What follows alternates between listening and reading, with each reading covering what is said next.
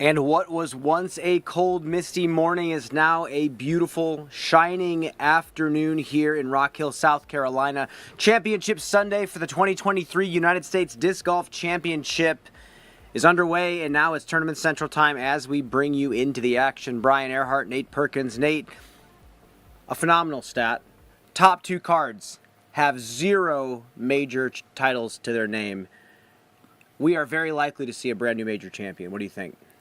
I mean, the dream come true for disc golf fans around the world, and for one of these individuals right here to take it down. I don't think that that's ever been the case since I've started working with the network, that we've had no one with a major title on the top two cards.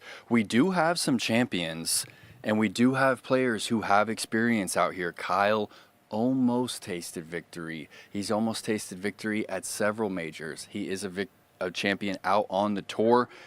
Do you feel like it's his tournament to lose with 3 strokes? Can we even use that language at this point? I mean, you get the cushion of the 3 strokes, and to me, that's 1 or 2 bad breaks. Mm-hmm. So that's all it is. It's kind of like when we say, oh, an extra stroke going into Nevin next week is 1 tree kick that you get to use as insurance. Yeah. So 3 strokes is not armor whatsoever, but it is a nice little cushion. It allows you to play a little bit more freely, knowing that you don't necessarily have to overpress, and I think that's kind of the recipe for success out here, is to not press too hard. So I think Kyle's in a great spot, but you and I have both been talking. You know, Kyle's in a great position to win, but Bradley Williams has the experience. I mean, he's been in this situation so many times. He has more raw wins under his belt than Kyle Klein does. You know, they've both won Disc Golf Pro Tour events. Mm-hmm.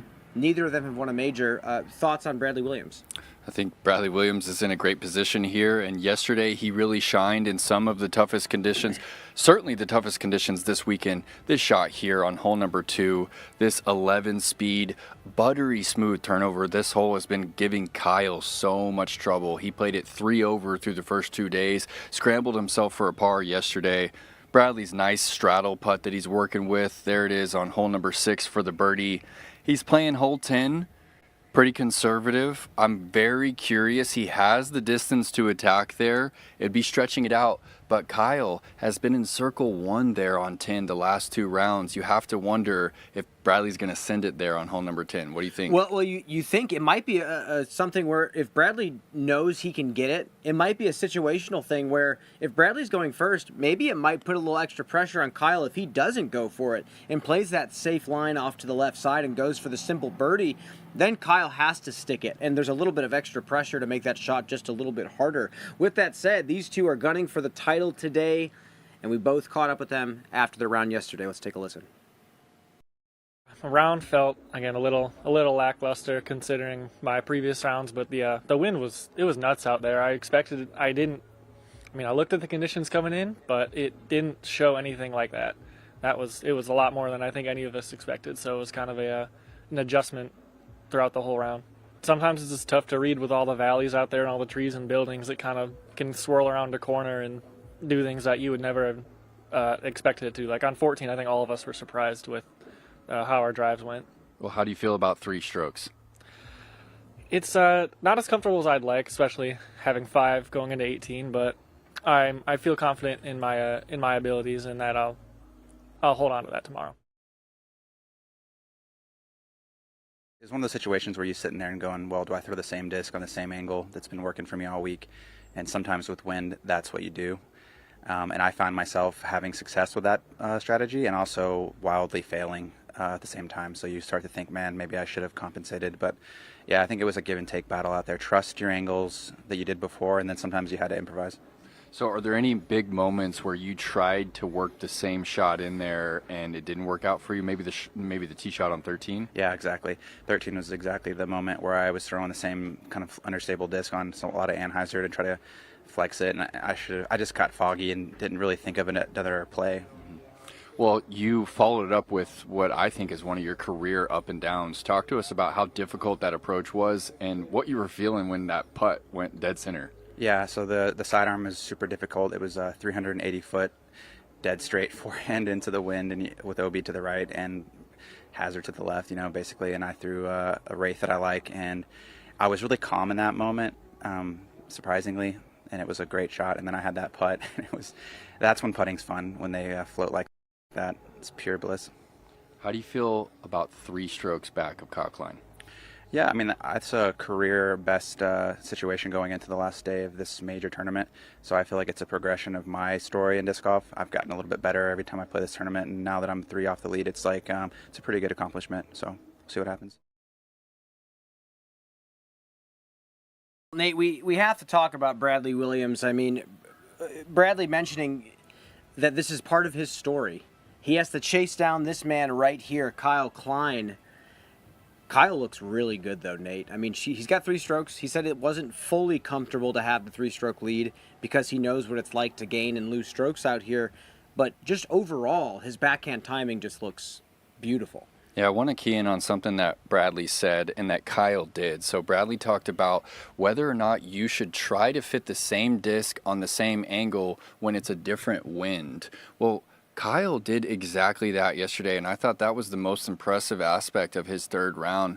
Was hole 9, big moment in the round. You really have to clear the OB right there. He takes the same disc on the same line, just throws it a little bit faster into that ripping crosswind at the time, and then hole 10 picks up the same kind of neutral 12-speed driver. The wind was ripping. I was confused how he was going to fit that same kind of flippy driver onto the green there, and he didn't change the angle at all, but it worked out. I mean, it was a beautiful shot, and it just blew my mind that the same disc in a wind that was 20 miles per hour stronger, then he backed it up and did the same thing on hole 11. Joel and him both threw the same shot on the same angle, and it's exactly what Bradley was talking about. Like, sometimes that pays off, and then sometimes you're like, why would I try and do that same shot when the wind is completely different? Well, I completely understand it because, yes, you can change discs, but how much experience do you have with that disc that you use in only those inclement situations?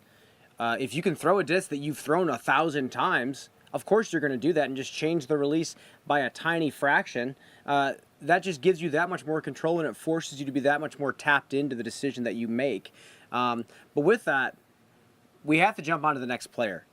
Sullivan Tipton is still on the lead card going into the final day. He might be the talk of the tournament right now, Nate. Ace is hole number 7 earlier in the week, and he's still here. I don't think it was expected by anybody that he would continue to shoot hot rounds. No, he's definitely the Cinderella story right now, and I've always said it that we focus a lot on the win, and rightfully so. That's what it's about, is taking down the major title, but also there's so much to be had by just making it onto coverage. I mean, only a few cards actually get covered by the cameras here, and Sullivan Tipton has done himself a big number this week by making it onto the card. This is his 3rd consecutive round at a PDGA major on the lead card, and that is something that even some of the best players in the game can't say that they've ever achieved. And Sullivan has also given us some of the best highlights. Of course, the obvious one, the ace, but the big forehand on 12 that matched Joel's, and then he gets up and down. Has to be one of the first players ever to go forehand birdie there on number 12. When you watch it in person, it really almost doesn't look real. Watched him throw a forehand to the top of the hill on 18, which is really far. It's almost 400 feet uphill, and it looked like he threw it 65, 70% power. I mean, he's one of those players that has a specific skill, kind of like Eagle McMahon's forehand when he was still throwing a lot, or even his backhand, that when you're spectating disc golf, you want to be right up behind him to watch him throw that shot because it blows you away. And it might be a shot that we'll never be able to throw in our entire lives. So just makes for a great spectacle. And with that, we got to talk to Sullivan about his round yesterday from his perspective. Let's take a listen. I don't know. I guess I felt more pressure yesterday, but the weight of it was still there for sure. And it was a little tricky with the wind, but managed to stay on for another day, so I can't complain. Yeah, it's an impressive feat in itself. I noticed that you've tried to fit the same shot, same disc into a situation where the wind was completely different.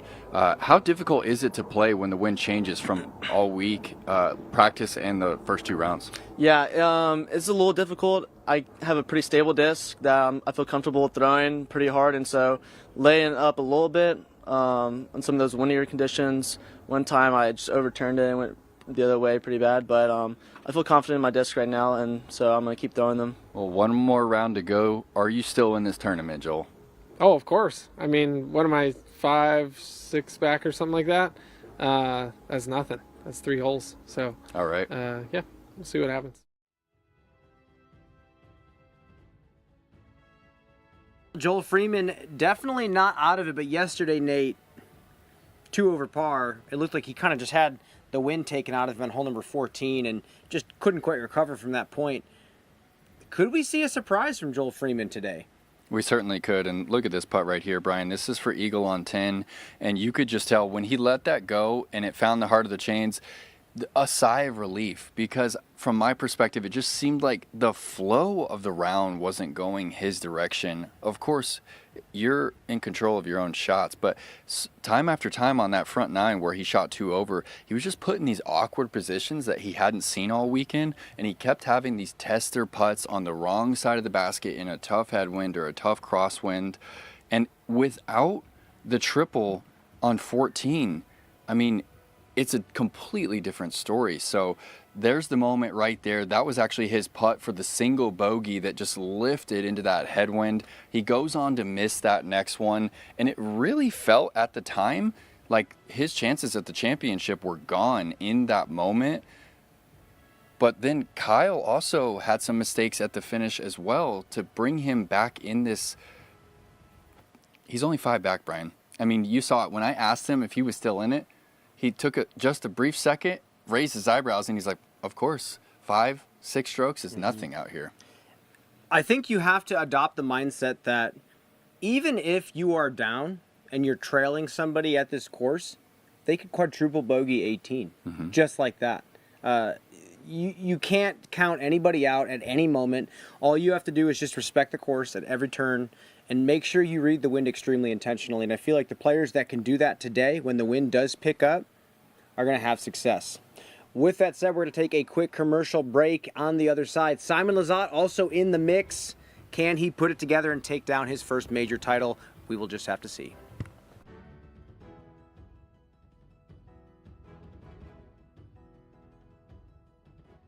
The Toro is really good for short backhand and forehanded approaches. I really love it when the wind picks up a little. I can trust it to still fade towards the basket. Developing the Toro with Dave, I was looking for a low profile, slow disc that was good for forehand and backhand approaches. And through several iterations, we finally landed on this disc. You know, having my name on it, it's just, you know, the cherry on top.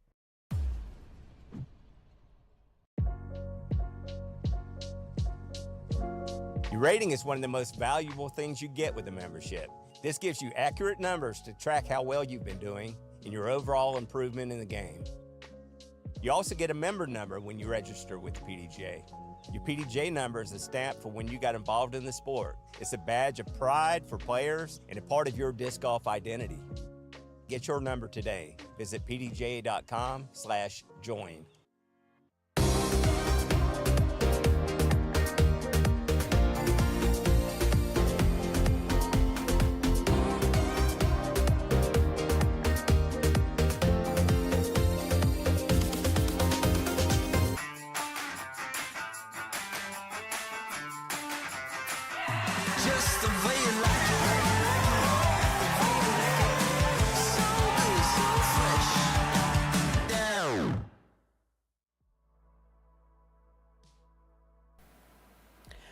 Watch the United States Disc Golf Championship and more upcoming live pro disc golf events here on the Disc Golf Network.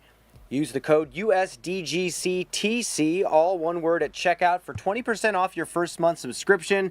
Scan the QR code or hit the link in the description below to subscribe today and wrap up this exciting 2023 disc golf season. Nate, as we wrap up this tournament here today, Championship Sunday at the United States Disc Golf Championship, Simon Lizotte is the same amount of strokes back that Holland Hanley was this morning when she came back to beat Kristen Tatar for the title.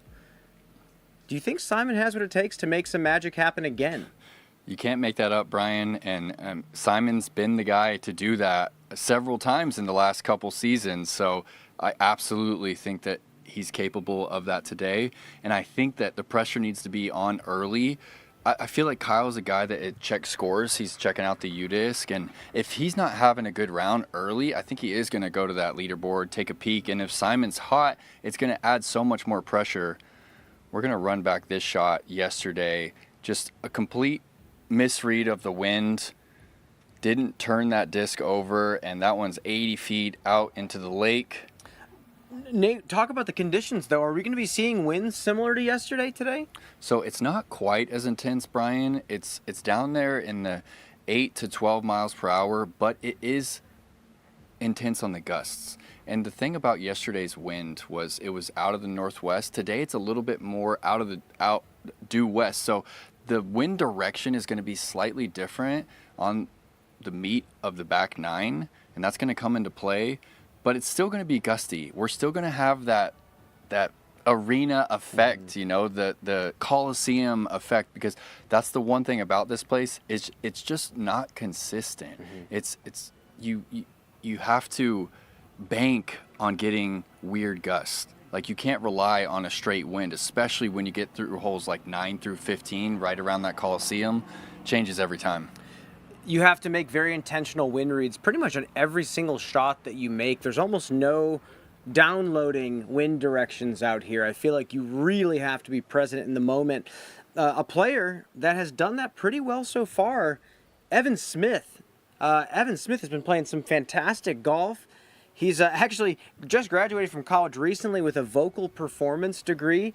So not only is he a good singer, he's not too shabby at disc golf either, Nate. And I'm hoping that the fans are going to be singing his praises after he hoists the trophy today. He can put together a good round, Nate. He's in the hunt. He's got an opportunity to take down a victory, but he's going to have to do something better than 5 under.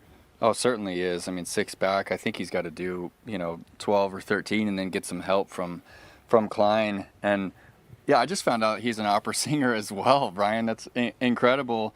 We call that a dual sport athlete and dual sport performer for sure. And yeah, it's interesting that Evan is playing on the card with Nicholas Antila, because that's the closest comparison for me, and Bradley Williams being the next closest, because Evan is the type of player that he doesn't really have a lot of momentum in the lower body. He's all torso rotation, and it's just kind of a new age way of projecting his drives. Yeah, he reminds me a lot of the European players as well. He's just super good at controlling angle and controlling spin. It's not like he's throwing 78 miles an hour, but he's got wonderful balance in his throw. His body positioning is really solid.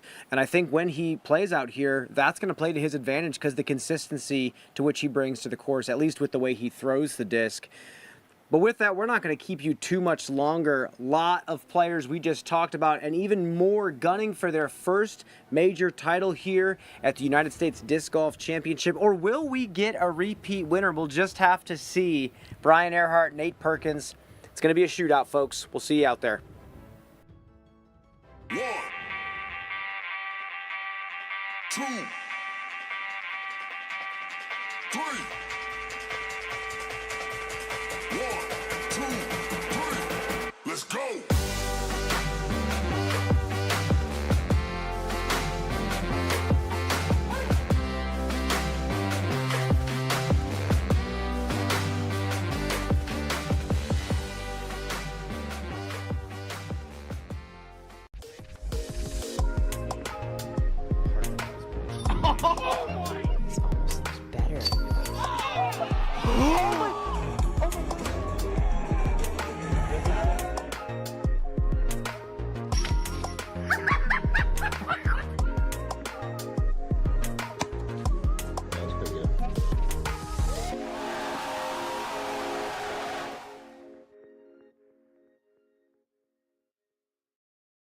PDGA Event Support Helpline. Hey, I was wondering if I could add some rules to my tournament to make it a little unique. Sure. You just need a waiver from the Director of Event Support.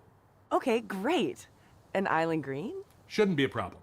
And elevated baskets? Yeah, we get those all the time. Oh, and forehands only? Sarah, we've been over this. Sorry. But I don't see why we can't try it. Everyone loves forehands. Like, you can go right, you can go left, you can throw straight, you can throw high, you can throw low.